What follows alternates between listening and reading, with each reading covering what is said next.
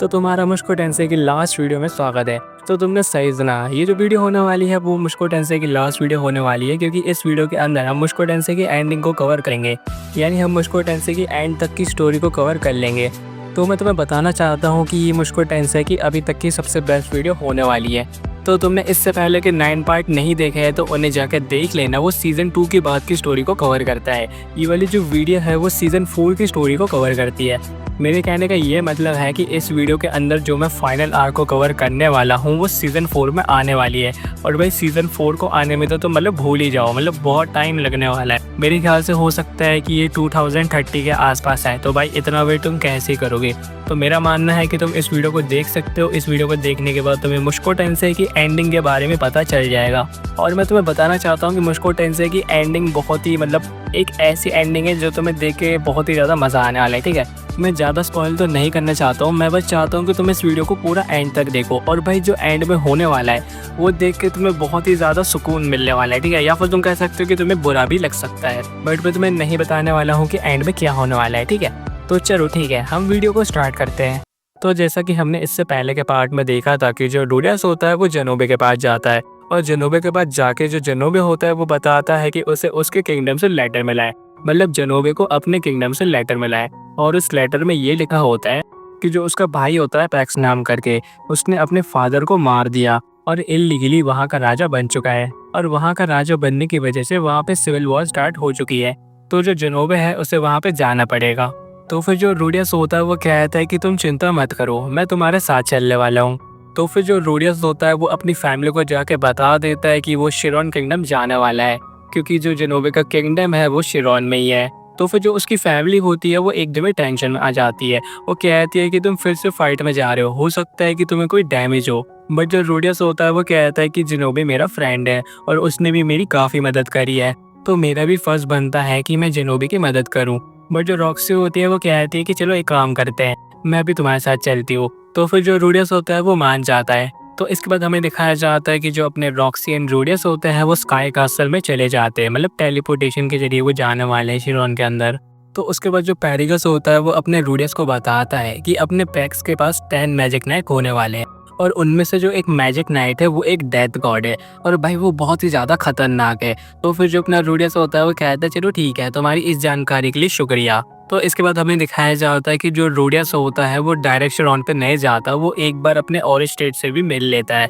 तो फिर जो अपना और स्टेट होता है वो रूडियस को बताता है कि जो डेथ गॉड है वो बहुत ही ज़्यादा खतरनाक है, और वो 7 ग्रेट पावर्स में आता है, और जो उसकी रैंक है वो 5th है। और भाई ये बहुत ही सही में खतरनाक बंदा है। और तुम नहीं जानते हो कि भाई ये 7 ग्रेट पावर्स क्या होता है, तो भाई ये 7 पावरफुल लोग हैं। ठीक है, इनकी लिस्ट तुम्हें दिख रही होगी, और हो सकता है कि तुम इनमें से काफ़ी लोगों को नहीं जानते हो, बट इस वीडियो के एंड में शायद से तुम जान जाओगे। तो फिर जो ऑरेस्टेड होता है वो अपने रूडियस से कहता है कि तुम इस बंदे से बच के रहना, और कोशिश करना कि तुम इस बंदे से फाइट ना करो, क्योंकि भाई ये बंदा सही में काफ़ी खतरनाक है। तो इसके बाद हमें दिखाया जाता है कि जो रूडियस, जिनोबे एंड रॉक्सी होते हैं वो शिरोन किंगडम में पहुंच जाते हैं। तो उसके बाद रूडियस एंड जिनोबे पैक्स से जाके मिलते हैं।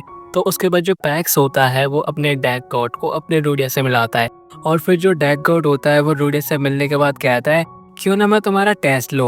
और वो रूडियस से कहता है चलो ठीक है, तुम मुझसे फाइट करो। बट जो रूडियस होता है वो मन में सोचता है कि नहीं यार, मेरे को इससे फाइट नहीं करनी है, क्योंकि ऑरेस्टेड ने मना करके रखा है। बट जो रूडियस होता है वो उससे फाइट करने के लिए तैयार हो जाता है। बट जो डेथ गॉड होता है वो कहता है कि अरे मैं तो मजाक कर रहा था, मतलब मेरे को तुमसे फाइट नहीं करनी है। तो उसके बाद जो रूडियस होता है वो मन में सोचने लगता है कि अब यार ये डेथ गॉड तो कितने ज़्यादा फ्रेंडली पर्सन है। मेरा कहने का ये मतलब है कि इसका नेचर तो काफ़ी ज़्यादा ही फ्रेंडली है, पता नहीं क्यों। और स्टेट ने मेरे से कहा है कि इससे फाइट नहीं करनी है, और मुझे पर्सनली ऐसे लगता है कि भाई किसी के भी कैरेक्टर को देख के जज नहीं करना चाहिए, ये बंदा सही में काफ़ी खतरनाक है। तो उसके बाद जो जिनोबे होता है वो अपने पैक्स से पूछता है कि तुमने हमारे फादर को क्यों मार दिया। तो उसके बाद जो पैक्स होता है वो अपने जिनोबे से कहता है कि मैंने तो अपने फादर को मारा ही नहीं, उनकी डेथ तो नेचुरली हुई है।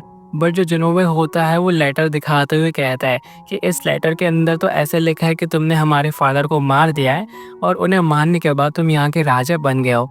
तो उसके बाद जो पैक्स होता है वो लेटर देखता है, तो वो समझ जाता है कि ये जो लेटर है वो नकली लेटर है, यानी किसी ने तो लेटर बदल दिया है।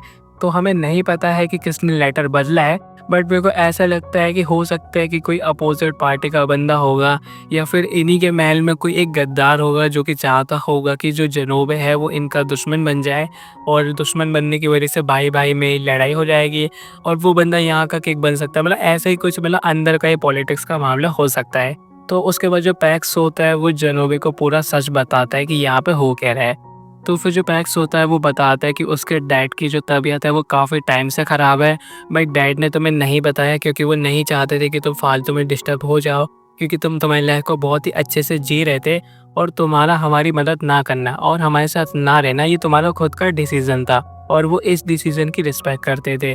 बट उनकी तबीयत ख़राब होने की वजह से काफ़ी किंगडम वालों ने यहाँ पे अटैक करा है, और यहाँ की जो हालत है वो काफ़ी टाइम से ख़राब चल रही थी, और अब तो उन लोगों ने यहाँ पे अटैक ही कर दिया। मेरे कहने का ये मतलब है कि काफ़ी सारे किंगडम ने यहाँ पे अटैक कर दिया है। तो इसके बाद हमें जिनोबे को दिखाया जाता है, और जो जिनोबे होता है वो समझ जाता है कि जो उसका भाई है वो सच कह रहा है, क्योंकि जो आँखें होती हैं वो हमेशा सच कहती है, जो आँखें होती हैं वो झूठ नहीं कह पाती है। और जो जिनोबे होता है वो पैक्स की आँखें देख के समझ जाता है कि ये सच कह रहा है। तो फिर जो जिनोबे होता है वो अपने पैक्स से कहता है कि तुम चिंता मत करो, मैं तुम्हारी मदद करूँगा इन सब से फाइट करने में। तो फिर जो पैक्स होता है वो कहता है कि तुम्हारा बहुत ही ज़्यादा शुक्रिया। तो इसके बाद हमें दिखाया जाता है कि जो रूडियस एंड जिनोबे होते हैं वो इन सब लोगों से फाइट करते हैं, और जो रूडियस होता है वो हमें अपने बहुत ही बढ़िया बढ़िया मैजिक दिखाता है, जो कि तुम्हें एनिमे के अंदर ही दिखेंगे, मतलब मैं ऐसे नहीं दिखा सकता, बट ये मैजिक काफ़ी ज़्यादा बढ़िया होते हैं। उसमें से एक मैजिक होता है ग्रेविटी मैजिक, और एक मैजिक होता है फायरबॉल मैजिक। तो इसके बाद हमें 1-2 दिन बाद का सीन दिखाया जाता है। हमें दिखाया जाता है कि जो जिनोबे होता है वो रूडियस से कहता है कि वो अब इसी किंगडम में रहने वाला है, और वो इसी किंगडम की सेवा करने वाला है। तो फिर जो रूडियस होता है वो उसके इस डिसीजन की रिस्पेक्ट करता है। वो कहता है कि ठीक है, तुम्हें जो करना है वो तुम कर सकते हो। तो उसके बाद जो रूडियस होता है वो यहाँ से चला जाता है अपनी फैमिली के साथ। और ये वाली जो आर्क थी उसमें ज़्यादा कुछ तो नहीं हुआ है, बट तो भी ये आर्क बहुत ही बढ़िया है, क्योंकि इसके अंदर हमें डेड गॉड के बारे में पता चला है। तो इसके बाद हमें दिखाया जाता है कि जो रूडियस होता है वो ऑरिस्टेट से बात कर रहा होता है, और वो ऑरिस्टेट से कहता है कि हमें फ्यूचर के लिए कुछ प्लान बनाना पड़ेगा। वो कहता है कि हमारा पहला प्लान ये होने वाला है कि हमें उन लोगों के साथ हाथ मिलाना पड़ेगा जिन लोगों के पास पॉलिटिकल पावर है।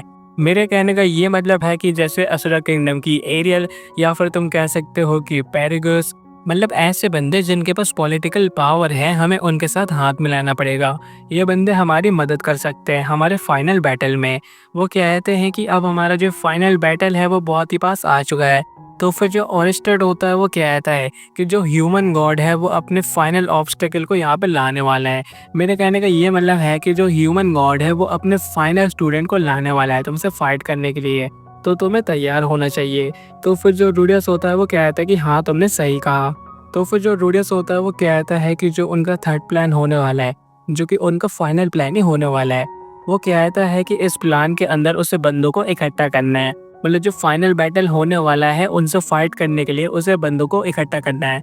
और मेरे ख्याल से, मेरे को ऐसा नहीं लगता है कि उसे बंदे इकट्ठे करने की ज़रूरत है, क्योंकि उसके पास पहले से ही काफ़ी स्ट्रॉन्ग बंदे हैं। तुम कह सकते हो कि ऑरिस्टेड है और पैरागस है, मतलब पैरागस का मेरे को पता नहीं कि वो फाइट करेगा कि नहीं करेगा, बट तुम मान सकते हो कि वो उसके साथ में है। और भी काफ़ी लोग हैं, जैसे कि आइरिस भी है, सेल्फी भी है, रॉक्सी भी है, और अपने क्लिफ एंड जेनोवे हैं, और भी काफ़ी लोग हैं। तो भाई मतलब बंदे की तो ज़रूरत नहीं है, बंदे तो उसके पास हैं। अब बस हमें फाइनल बैटल देखना है कि फाइनल बैटल में क्या होने वाला है। तो इसके बाद हमें कुछ दिनों का सीन दिखाया जाता है। हमें दिखाया जाता है कि जो रूडियस होता है वो क्लिफ एंड जेनोवे के पास जाता है। तो हमें पता चलता है कि क्लिफ एंड जेनोवे ने अपनी ग्रेजुएशन को कंप्लीट कर लिया है। तो तुम में से काफ़ी लोग कंफ्यूज थे कि भाई ये जो रूडियस है वो स्कूल में क्यों जाता है, क्योंकि एपिसोड 1 के अंदर हमने देखा था कि जो रूडियस का स्कूल है वो ख़त्म हो जाता है, मतलब उसने स्कूल छोड़ दिया होता है। तो मैं तुम्हें बता देना चाहता हूँ कि रूडियस ने ग्रेजुएशन नहीं करी है, उसने बस स्कूल तक पढ़ाई करी है, और उसने स्कूल तक पढ़ाई करने के बाद छोड़ दिया, क्योंकि भाई उसे अपनी फैमिली को प्रोटेक्ट करना है। और उसने सोचा कि उसे आगे पढ़ने की ज़रूरत नहीं है, उसने जितना पढ़ लिया है उतना ही काफ़ी है। तो मेरे ख्याल से तुम लोगों का डाउट होगा जिसका भी कि भाई रूडियस स्कूल क्यों जाता है, वो अब मेरे ख्याल से क्लियर हो गया होगा। तो इसके बाद हमें दिखाया जाता है कि जो अपना क्लिफ होता है वो अपने घर पे चला जाता है, और वो अपने घर पे जाने के बाद अपने दादाजी से मिलता है। और तुम्हें नहीं पता कि क्लिफ के दादाजी कौन है, तो भाई ये एक चर्च के मालिक हैं। मेरे कहने का ये मतलब है कि काफ़ी सारे लोग इस चर्च में आते हैं, तो भाई उनके पास भी पॉलिटिकल पावर है। तो इसके बाद जो रोडियस होता है वो अपने क्लिफ के दादाजी से मिलता है और वो उनसे बात करता है। तो फिर जो क्लिफ के दादाजी होते हैं वो अपने रोडियस से बात करते हैं और वो कहते हैं कि अगर तुम्हें मेरी हेल्प चाहिए होगी तो मैं तुम्हारी मदद करूँगा। तो इसके बाद जो सीन होता है वो यहाँ से चेंज हो जाता है और ये वाला जो सीन है वो काफ़ी अजीब टाइप का है। हमें पता चलता है जो जेनिथ की मम्मी होती है, यानी मेरे कहने का ये मतलब है कि जो रूडियस की नानी होती है उनने जेनिथ को किडनैप करा लिया है। मेरे कहने का ये मतलब है कि रूडियस की नानी ने रूडियस की मम्मी को किडनैप कर लिया है और जो उसकी नानी होती है वो रूडियस से कहती है कि वो चाहती है कि वो उसकी बेटी की शादी करा सके क्योंकि उसकी लाइफ अब ख़राब हो चुकी है। मतलब वो चाहती है कि वो शादी करके उसकी लाइफ को अच्छा कर सके। बट जो रूडियस होता है वो चिंता में आ जाता है। वो कहता है कि भाई मतलब ऐसे कैसे करा सकते हैं, उनकी हालत तो पहले से ही ख़राब है, मतलब कैसे करेंगी वो शादी। बट जो रूडियस की नानी होती है वो नहीं मानती है। वो कहती है कि मेरे को फ़र्क नहीं पड़ता, मैं तो मेरी बेटी की शादी कराऊंगी, उसकी लाइफ वैसी ही ख़राब है, मतलब वो शादी कर लेगी तो उसकी लाइफ अच्छी हो जाएगी। बट जो रूडियस होता है और जो रूडियस के फैमिली के मेंबर होते हैं वो रूडियस की नानी को समझाते हैं। वो कहते हैं कि जीनत की हालत वैसी ख़राब है, वो चाहते हैं कि वो पहले जीनत को ठीक कर दे और अगर वो ठीक हो जाती हैं और अगर उनका खुद का मन करता है शादी करने का, दूसरी शादी करने का, तो वो शादी कर सकती है, तो आप करा देना। तो फिर जो उसकी नानी होती है वो मान जाती है क्योंकि वो सोचती है कि वो उसकी बिना मर्जी के शादी करा रही है तो ये मतलब गलत है। तो इसके बाद हमें दिखाया जाता है कि रूडियस का एक फ्रेंड होता है गेस नाम करके, वो हितोगामी का ऑब्स्टेकल निकलता है। मेरे कहने का ये मतलब है कि हितोगामी ने इस बंदे को कंट्रोल करके रखा है या फिर तुम कह सकते हो कि मैनिपुलेट करके रखा है और ये जो बंदा होता है वो अपने रूडियस के खिलाफ प्लान को बुन रहा होता है। तो इसके बाद हमें कुछ टाइम बाद का सीन दिखाया जाता है। हमें दिखाया जाता है कि जो रूडियस होता है वो अपने जेनोबे के पास जाता है, यानी कि शिरॉन किंगडम में जाता है और वो वहाँ जाके जेनोबे से मिलता है और ये दोनों जाते हैं किंग ड्रैगन रेलम ग्रुप से मिलने। और अगर तुम्हें नहीं पता है कि भाई ये कौन सा ग्रुप है, तो ऑरेस्टेड ने रूडियस को बताया था कि पैक्स के पास 10 मैजिक नाइट्स होने वाले हैं और उन 10 मैजिक नाइट में से एक डेथ गॉड होने वाला है। तो ये जो 10 मैजिक नाइट है वो जिस ग्रुप को बिलोंग करते हैं वो यही ग्रुप है जिस ग्रुप से मिलने अपने रूडियस एंड जेनोबे अभी जा रहे हैं। तो इसके बाद हमें दिखाया जाता है कि जो रूडियस एंड जेनोबे होते हैं वो उस ग्रुप में तो पहुंच जाते हैं, बट वहाँ पे एक रैंडॉल्फ नाम करके बंदा होता है और हमें पता चलता है कि वो उस ग्रुप का कमांडर था। बट अभी कमांडर नहीं था, वो पहले कमांडर था। जो अभी का लेटेस्ट कमांडर है वो तो अपना डेथ गॉड है और मेरे ख्याल से मेरे को लगा ही था कि डेथ गॉड ही कमांडर होने वाला है क्योंकि वो बहुत ही ज़्यादा पावरफुल है। बट भाई ये वाला बंदा भी काफ़ी पावरफुल है, मतलब तुम इसे कमज़ोर मत मानना। तो इसके बाद जो रूडियस होता है वो इस बंदे से कहता है कि मैं आपके पास इसलिए आया हूँ क्योंकि मेरे को मतलब पॉलिटिकल पावर चाहिए, आपका साथ चाहिए मेरी फाइनल बैटल के लिए। तो फिर ये वाला जो बंदा होता है वो कहता है ठीक है, तुमने हमारी मदद करी है तो मैं तुम्हारी मदद कर सकता हूँ। और यहाँ पे इन दोनों की अलायंस बन जाती है, मतलब अगर रूडियस को इसकी ज़रूरत पड़ती है तो रूडियस इसे बुला सकता है, ये इसकी मदद करने आ जाएगा। तो इसके बाद हमें दिखाया जाता है कि जो रूडियस होता है वो जाता है डीमन कॉन्टिनेंट के अंदर अपने इमॉर्टल डीमन किंग से मिलने, जो कि है अपना अतोफी। मुझे पता है कि तुम में से काफ़ी लोग मिस कर रहे होगे कि भाई काफ़ी टाइम से अतोफी को देखा नहीं है। तो फिर जो रूडियस होता है उसे खुद भी पता होता है कि भाई इस बंदे से बात करने काफ़ी ज़्यादा खतरनाक है क्योंकि ये बंदा कभी भी किसी को भी मार सकता है। बट जो रूडियस होता है वो कहता है कि मेरे को खतरा मोड़ना ही पड़ेगा क्योंकि अगर इस बंदे का साथ मिल जाता है फिर तो वही फाइनल बैटल में जीतना एकदम ही कन्फर्म होने वाला है। तो फिर वो लोग अतोफी से बात करते हैं और पता नहीं कैसे जो अतोफी होता है वो इनकी मदद करने के लिए मान जाता है। मुझे नहीं पता कि मतलब भाई कैसे मान गया, बट वो कहते हैं चलो ठीक है यार कर देंगे मदद। तो इसके बाद हमें दिखाया जाता है कि रूडियस अपने घर पे चला जाता है और घर पे जाने के बाद हमें पता चलता है कि काफ़ी टाइम बीत जाता है और हमें पता चलता है कि रूडियस के 2 बच्चे और पैदा हो जाते हैं। मतलब 2 बच्चे तो पहले से ही थे, तो अब 2 बच्चे और पैदा हो जाते हैं और इनमें से एक बच्चे के जो बाल होते हैं वो ग्रीन होते हैं। तो भाई ये लोग घबरा जाते हैं क्योंकि उन्हें ऐसा लगता है कि भाई लैपलेस ने वापस से पुनर्जन्म तो नहीं ले लिया, क्योंकि ऑरिस्टेड ने उन्हें बताया था कि भाई ये जो लैपलेस है वो बार बार पुनर्जन्म लेता है और भाई आता है और भाई बहुत ज़्यादा ही डिस्ट्रक्शन मचाता है। बट जो ऑरिस्टेड होता है वो उन्हें बताता है कि नहीं ये वो नहीं है, मतलब उसे पता चल जाएगा अगर ये वो होता तो इसके बाद हमें दिखाया जाता है कि जो रूडियस होता है वो अपने फ्रेंड के साथ निकल जाता है डिवाइन सिटी में और वो डिवाइन सिटी में इसलिए जाता है कि वो वहाँ जाके इन्फॉर्मेशन निकाल सके क्योंकि उसे काफ़ी सारी इन्फॉर्मेशन निकालनी पड़ेगी अपनी फाइनल बैटल के लिए। तो इसके बाद हमें दिखाया जाता है कि जो नाना होशी होती है वो अपने रूडियस से कहती है कि वो अपने टेलीपोर्टेशन सर्कल पे काम तो कर रही है, बट पता नहीं क्यों जो उसका टेलीपोर्टेशन सर्कल है वो मतलब सक्सेसफुली नहीं हो रहा है। वो कितना ही कर रही है बट नहीं हो रहा है। बट जो रूडियस होता है वो कहता है कि तुम चिंता मत करो, तुम कोशिश करते रहो, और तुम्हें कोई भी हेल्प चाहिए तो मैं हूँ यहाँ पे, मैं तुम्हारी हेल्प करने वाला हूँ। मतलब मैं जब तक रहूँगा जब तक तुम यहाँ से नहीं चली जाती। और ये वाली बात मुझे काफ़ी ज़्यादा अच्छी लगी कि रूडियस की। तो इसके बाद हमें दिखाया जाता है कि जो रूडियस होता है वो एक नॉर्थ गॉड नाम के बंदे से मिलता है, और इस बंदे से मिलने के बाद वो इस बंदे का भी साथ ले लेता है। तो इसके बाद हमें पता चलता है कि रूडियस ने अपनी सेकंड आई की पावर को भी एक्सेप्ट कर लिया है। मतलब उसे एक नई पावर मिल गई है जिसका कि नाम है सेकंड आई। और ये आई की जो पावर है वो काफ़ी खतरनाक होने वाली है, तो मैं आने वाली फाइट्स के अंदर पता चल जाएगा। तो उसके बाद हमें यह भी पता चलता है कि जो गीस होता है उसने अपने फाइनल ऑब्स्टिकल के साथ मिलके अपने प्लान को बना लिया है। मतलब कि भाई फाइनल बैटल स्टार्ट होने वाला है, 2 फाइनल विलन सामने आ चुके हैं। तो हाँ, अब स्टार्ट होता है फाइनल बैटल आर्क, यानी मुझको टेंसाई की फाइनल आर्क स्टार्ट हो गई है। इसके अंदर होने वाला है फाइनल बैटल, और कंक्लूजन भी मिलने वाला है कि आखिरी में क्या होने वाला है। तो इसके बाद हमें दिखाया जाता है कि जो रूडियस एंड ऑरेस्टेड होते हैं वो एक फाइनल मीटिंग करते हैं। मतलब ये इनकी अब फाइनल मीटिंग है। इस मीटिंग के बाद सिर्फ होने वाला है एक्शन। तो फिर जो ऑरेस्टेड होता है वो रूडियस से कहता है कि जो ये गीस नाम का बंदा है वो हितोगामी का ऑब्स्टिकल है, ये बात तो हमें पता है। बट नॉर्थ गॉड कालम 3 नाम करके भी एक बंदा है, वो भी हितोगामी का ऑब्स्टेकल है, और ये दोनों मिलके हम पे अटैक करने वाले हैं। मेरे कहने का ये मतलब है कि इन दोनों ने हाथ मिला लिया है और ये हमारे फाइनल दुश्मन होने वाले हैं। तो मैं तुम्हें इन दोनों की फोटो भी दिखा देता हूँ कि ये दोनों वो बंदे होने वाले हैं, और यही बंदे फाइनल विलन होने वाले हैं। मतलब हितोगामी के फाइनल 2 ऑब्स्टेकल यही बंदे हैं। तो इसके बाद हमें दिखाया जाता है कि जो रूडियस होता है वो एक इम्पॉर्टेंट आइटम की तलाश में यहाँ से निकल गया होता है उस आइटम को ढूंढने के लिए। बट जब वो उस आइटम को ढूंढ रहा होता है वो एक ऐसे इंसान से मिलता है, या फिर तुम कह सकते हो कि उसका एक ऐसे इंसान से रीयूनियन होता है जो इंसान उसके लिए बहुत ही ज़्यादा मददगार होने वाला है। तो इस बंदे का नाम है रुई जेड। आई थिंक मैंने इसका सही नाम प्रोनाउंस करा है, ठीक है, मैं भी भूल गया था, काफ़ी टाइम से इस बंदे को नहीं देखा था। और भाई ये बंदा बहुत ही बढ़िया बंदा है, और जो रूडियस होता है वो तो इमोशनल हो जाता है कि भाई ये तो रुई जेड है।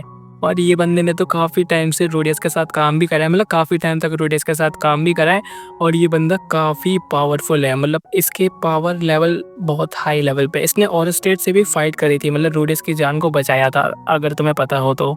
तो इसके बाद जो रूडियस होता है वो इस बंदे से कहता है क्या तुम मेरी मदद करोगे मेरे फाइनल बैटल में। तो फिर ये जो बंदा होता है वो कहता है अगर तुम्हें मेरी मदद की ज़रूरत पड़ती है तो मैं पक्का तुम्हारी मदद करने वाला हूँ। तो इसके बाद हमें दिखाया जाता है कि जो रूडियस होता है वो अपनी टीम के साथ यहाँ पे आया होता है, मतलब उसकी टीम भी होती है, और जो रूडियस होता है वो खुद भी उस स्पेशल आइटम को ढूंढ रहा होता है। तो इसके बाद हमें दिखाया जाता है कि जो रूडियस की टीम होती है वो रूडियस से कहते हैं कि हमने एक बहुत ही अजीब चीज़ महसूस करी है। वो कहते हैं कि जो हमारे टेलीपोर्टेशन सर्कल्स है, यानी उनके कहने का ये मतलब है कि जिन टेलीपोर्टेशन सर्कल का यूज़ करके वो यहाँ पे आए हैं वो सब टेलीपोर्टेशन सर्कल बंद हो चुके हैं। मतलब पता नहीं कैसे वो टेलीपोर्टेशन सर्कल काम नहीं कर रहे हैं। तो फिर जो रूडियस होता है वो समझ जाता है कि भाई एनीमे ने हम पे अटैक कर दिया, और ये काम हो ना हो एनीमे का ही होने वाला है। और यहाँ पे मैं एनीमे नहीं एनीमी की बात कर रहा हूँ। तो इसके बाद हमें दिखाया जाता है कि जो उनका बैटल होता है वो स्टार्ट हो जाता है, क्योंकि दुश्मनों ने उन पर अटैक कर दिया होता है। तो जो सबसे पहला बैटल होता है वो होता है आयरिस का।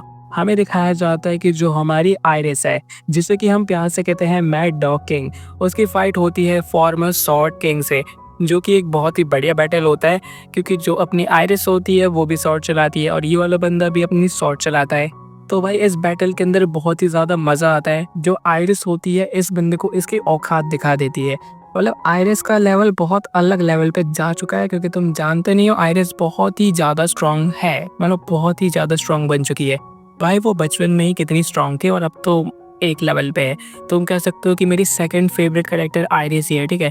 पहले पे मैंने रखा है रॉक्सी को। तो इस फाइट के अंदर अपनी आयरिस जीत जाती है। तो इसके बाद जो अपना सेकंड बैटल होता है वो होता है रूडियस वर्सेस कालम 3। और ये जो कालम 3 है भाई वो भी काफ़ी स्ट्रांग बंदा है, ठीक है। तो रूडियस की इससे फाइट स्टार्ट होती है। रूडियस सबसे पहले यूज़ करता है ग्रेविटी मैजिक को, और ये मैजिक सही में बहुत इंसेन होता है। और उसके बाद वो यूज़ करता है फायर बॉल मैजिक को। बट हमें दिखाया जाता है कि जो कालम 3 होता है वो बैटल को हारने लगता है, तो वो वहाँ से भाग जाता है। बट जो रूडियस होता है वो उसका पीछे नहीं कर पाता।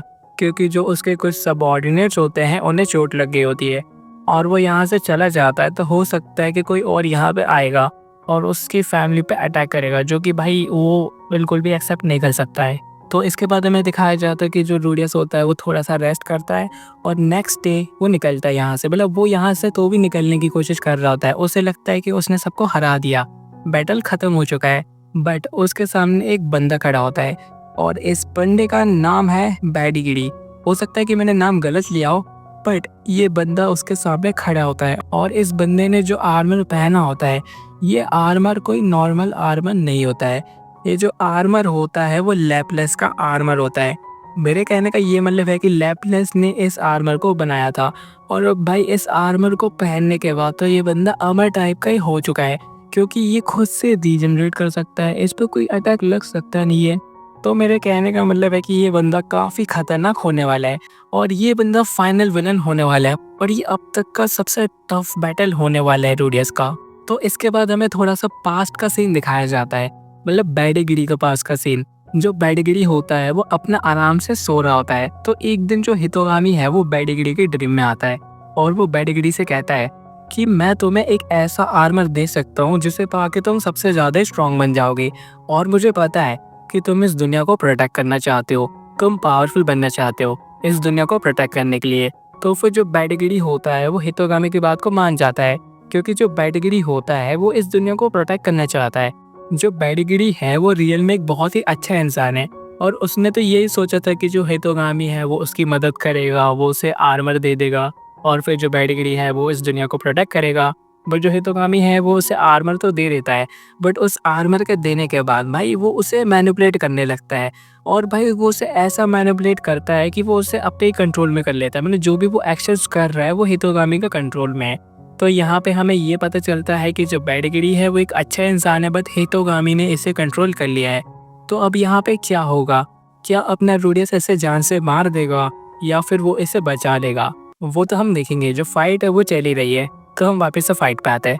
तो इसके बाद हमें दिखाया जाता है कि जो नाना होशु होती है वो अचानक से वहाँ पे आती है और वो टेलीपोर्टेशन मैजिक का यूज़ करती है। जैसे कि हमने डीमन स्लेयर के अंदर नहीं देखा था कि जो मुजान होता है वो अचानक से टेलीपोर्टेशन मैजिक यूज़ करता है और वो एक आवाज़ आती है ना पुन करके और वो लोग नीचे गिर जाते हैं। वो सेम ऐसे ही टेलीपोर्टेशन मैजिक का यूज़ करती है और इन सबको बैटलफील्ड में ट्रांसपोर्ट कर देती है, या फिर तुम कह सकते हो कि टेलीपोर्ट कर देती है। तो इसके बाद हमें दिखाया जाता है कि यहाँ पे अपने होते हैं रूडियस, आइरिस और भाई बाकी सारे बंदे होते हैं जो भी फाइट करने वाले होते हैं, मतलब जिनसे रूडियस ने बात करी होती है। तुम कह सकते हो कि ये एक ऑल आउट वॉर टाइप का है। तो इसके बाद हमें दिखाया जाता है कि जो बैडगिरी होता है वो एक अटैक करता है और इस अटैक का जो इम्पैक्ट होता है वो इतना खतरनाक होता है कि भाई सबके सब हिल गए होते हैं। मतलब सबको पता चल गया होता है कि भाई ये कोई नॉर्मल बंदा नहीं है, काफ़ी पावरफुल बंदा है।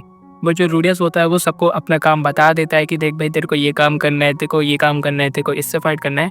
मतलब रूडियस एकदम लीडरों वाला काम कर रहा है, वो सबको बता रहे कि तुम्हें ये करना है, तुम्हें ये करना है। तो इसके बाद हमें दिखाया जाता है कि जो ओरेस्टेड होता है वो खुद भी समझ जाता है कि भाई ये जो फाइटिंग गॉड आर्मर है जिसे कि लैपलेस ने बनाया है, भाई वो काफ़ी ही खतरनाक चीज़ है। वो खुद समझ जाते हैं कि अगर मैं इसके पास जाता हूँ तो भाई कुछ ना कुछ मेरे साथ हो जाएगा, मेरे को इससे दूरी बना के फाइट करनी पड़ेगी। मेरे कहने का ये मतलब है कि ओरेस्टेड इससे डरता नहीं है, बट वो समझ जाता है कि ये खतरनाक चीज़ है, इससे मतलब थोड़ा सा अच्छे से खेलना पड़ेगा। तो इसके बाद जो रूडियस होता है वो सोचता है क्यों ना मैं माना स्पेल का यूज़ करूँ। मतलब मैं माना स्पेल का यूज़ करूँगा इसके आर्मर के अंदर, मैं इसे अंदर से डैमेज करूँगा और हो सकता है कि इससे मेरे को फ़ायदा मिले। तो फिर जो रूडियस होता है वो ऐसे ही करता है, वो नाना होशी की मदद लेता है और वो टेलीपोर्ट हो जाता है इसके आर्मर के अंदर। भाई मतलब कितना अजीब सीन है, मतलब आर्मर के अंदर ये दोनों है।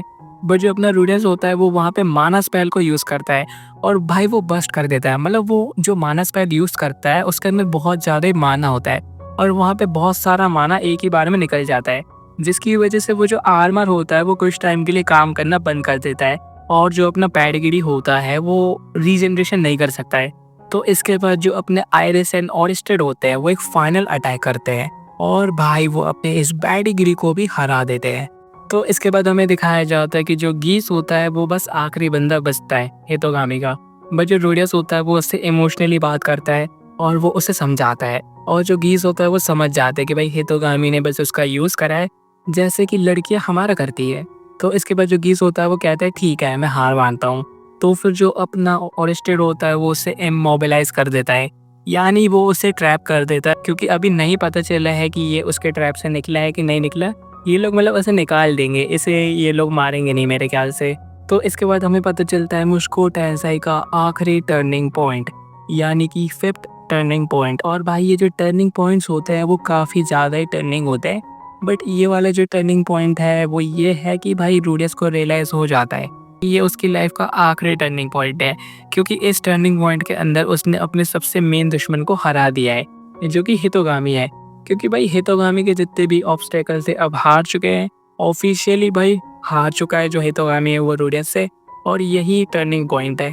तो उसके बाद जो रूडियस होता है वो अंदर से बहुत ही ज़्यादा खुश होता है, क्योंकि उसे पता चल जाता है कि हाँ, मैंने अपने आप को बचा लिया, मैंने अपनी फैमिली को आखिरकार बचा लिया। तो इसके बाद हमें 1 हफ्ते बाद का सीन दिखाया जाता है। हमें दिखाया जाता है कि जो रूडियस होता है वो हॉस्पिटल में होता है, और उसके साथ होती है अपनी लारा, लूसी, मतलब उसकी फैमिली होती है। और जो रूडियस होता है वो इंजर्ड होता है, और जो रूडियस होता है वो मन में बहुत ही ज़्यादा खुश होता है, क्योंकि वो ओरिस्टेड एंड हितोगामी के दिल से हट चुका है। क्योंकि भाई उसे जानबूझ के ओरिस्टेड और हितोगामी की मदद लेनी पड़ी थी।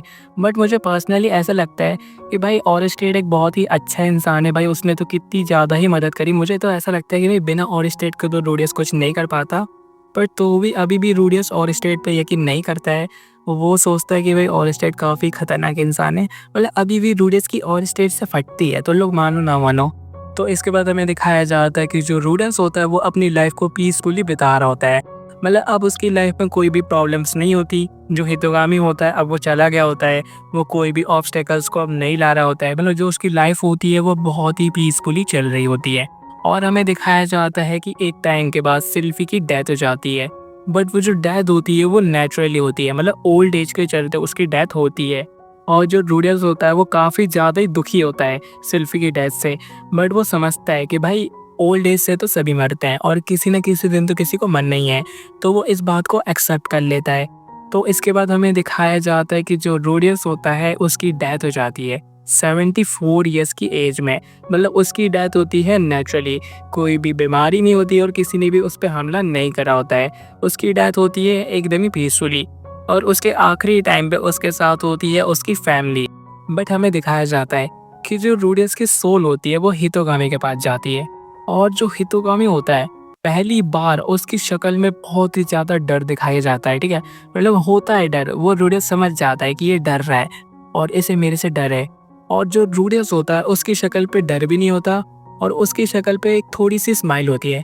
मतलब जो रूडियस होता है ना उसे फ़र्क नहीं पड़ता, वो मन में सोचता है कि ठीक है कोई बात नहीं, इसने मेरे साथ जो भी करा मेरे को फ़र्क नहीं पड़ता, मैं ऐसे लोगों को इग्नोर करता हूँ। और ये जो पैनल होता है वो इस सीरीज़ का आखिरी पैनल होता है, और इसी के साथ जो अपनी स्टोरी होती है मुझको टेंसाई की वो एंड हो जाती है। मुझे पता है कि तुम सोच रहे होगे कि भाई ऐसे कैसे एंड हो गई, हमारे पास तो कितने सारे क्वेश्चंस हैं। जैसे कि तुम्हारा पहला क्वेश्चन ये हो सकता है कि भाई नाना होशी का क्या हुआ, क्या वो वापस चली गई? और जो रूडियस की मम्मी है क्या उनकी चीज़ ठीक हुई? और भाई इनकी दुनिया में आगे क्या होता है, इनके बच्चों के साथ क्या होता है? हो सकता है कि तुम्हारे ये सब भी क्वेश्चन हो। तो भाई मेरे भी सेम क्वेश्चन हैं, बट इस वॉल्यूम के साथ इसकी स्टोरी एंड हो जाती है, और अब आगे वाली कोई भी वॉल्यूम नहीं आने वाली। ये जो थी उसकी आखिरी वॉल्यूम थी, तो भाई कुछ नहीं कर सकते हम। तो भाई जाते जाते बस मैं तुमसे एक चीज़ कहना चाहता हूँ मुझको टेंसाई से रिलेटेड, और ये आखिरी चीज़ होने वाली है। भाई तुमने इस एनीमे से क्या सीखा, तुम कमेंट करके बता सकते हो। मतलब मेरे ख्याल से हो सकता है कि ये तुम्हारे लिए पहली लाइट नॉवल हो जिसकी कि तुमने एंडिंग देखी हो, और इस एंडिंग को एनिमेट होने में मुझे नहीं पता कितने साल लगने वाले हैं, बट तुम्हें तो अभी पता चल गया है, तो तुम बता सकते हो कि तुमने इससे क्या सीखा। मैंने पर्सनली यही सीखा है कि भाई रूडियस के लाइफ में काफ़ी ज़्यादा चेंजेस आए। जैसे कि सबसे पहले तो वो हमारी तरह ही एक इंसान था जो कि अपनी फिजिकल एबिलिटीज़ के चलते अपने पे शक करता था, उसे अपने पे गिल्ट आता था, ठीक है। बट वो रीइंकार्नेट हो गया एक दूसरे वर्ल्ड पे। तो फिर जो रूडियस होता है वो सोचता है कि अब तो भाई उसके मज़े ही मज़े हैं, क्योंकि उसके पास मैजिक है और अब भाई वो सिर्फ मज़े कर सकता है। और भाई इस चीज़ को देख के हम लोगों को खुशी भी हुई थी, मतलब यार मज़ा आया था ना, तुम्हें आया होगा, तुम्हें तो पता ही होगा ना। बट समय के चलते चलते भाई उस पर रिस्पॉन्सिबिलिटीज़ आई, और जो रूडियस है उसने अपनी रिस्पॉन्सिबिलिटीज़ को समझा और उसने अपनी फैमिली को प्रोटेक्ट करा। मतलब भाई वो जितना भी पावरफुल बना है वो बस उसने अपनी फैमिली के लिए करा है। मतलब बस वो अपनी फैमिली के लिए ही इतना पावरफुल बना है। वो पावरफुल बनने के लिए पावरफुल नहीं बना है, बस उसने अपनी फैमिली के लिए बना है। और यही बात मुझे रूडियस की अच्छी लगी कि भाई बस उसे अपनी फैमिली को प्रोटेक्ट करना था, इसलिए वो इतना पावरफुल बना। तो भाई तुम्हें मेरी एक्सप्लेनेशन कैसे लगी मुझको टेंसेई की तुम बता सकते हो सकता है कि तुम्हें ज़्यादा पसंद ना आया हो सकता है कि किसी पॉइंट पे तुम्हें समझ में भी ना आया हो। तो भाई मैं बस इतना ही कहना चाहता हूँ कि मैं अभी सीख रहा हूँ, मैं एक न्यू क्रिएटर हूँ, ठीक है? मैं अभी भी कहता हूँ कि मैं वही न्यू क्रिएटर हूँ, मैं काफ़ी कुछ सीख रहा हूँ, ठीक है? और मैं काफ़ी सारी सीरीज़ नई भी लाने वाला हूँ, तो तुम उसे भी फ़ॉलो कर सकते हो, ठीक है? तुम सबसे मैं कहना चाहता हूँ, मतलब मैं वी ज़ीरो सीरीज़ की लाइट नॉवल को भी एक्सप्लेन कर रहा हूँ, तो तुम उसे देख सकते हो भाई, काफ़ी बढ़िया सीरीज़ है, ठीक है? अगर तुम्हें अच्छी लगती है तो तुम देख सकते हो, ठीक है? तो भाई ये वाली वीडियो काफ़ी ज़्यादा ही लंबी हो चुकी है, मुझे पता है। हम मिलते हैं किसी नेक्स्ट वीडियो में। तुम्हारा इस वीडियो को यहाँ तक देखने के लिए दिल से थैंक यू, और मेरी मुझको टेंसेई सीरीज़ को इतना ज़्यादा सपोर्ट दिखाने के लिए भी दिल से थैंक यू, ठीक है?